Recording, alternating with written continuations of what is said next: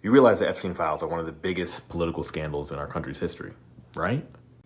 I'm Noah Lyons from the What's Really Going On pod, and today let's talk about the Epstein Files. Even after Pam Bondi released a new batch of documents in the Epstein Files and testified in Congress last week, the story should not be over yet. And if you think this isn't one of the biggest political scandals in U.S. history, let me break down why it is. Now, one thing we can all be clear on is that Jeffrey Epstein was a rampant pedophile. He's someone who sexually abused and trafficked women and girls from not only in the United States, but all across the country. Now, not only is his relationship with the president in question, but we have known emails of people lying about their affiliation within the administration who were close.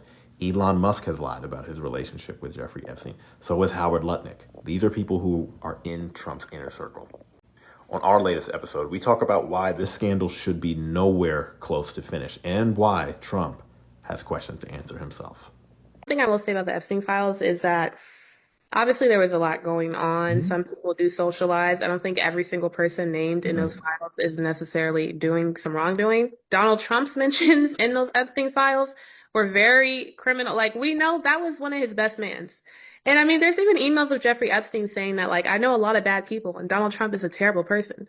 If a convicted pedophile, someone like that, is saying that you are a terrible person, I mean, it's just unbelievable. I just don't understand how he gets away with all this stuff, and it's barely a news story. Like, in that same day those allegations about the Epstein files came out, he had Don Lemon arrested. He had journalists arrested just for reporting on the news. And luckily that was on a Friday. And so by the weekend, and I think the Grammys was that next Sunday, like that was just blown out of the news cycle. And I think media also does have a role in this as well, because they're not being loud enough about this. It's not these type of things are not a one day headline.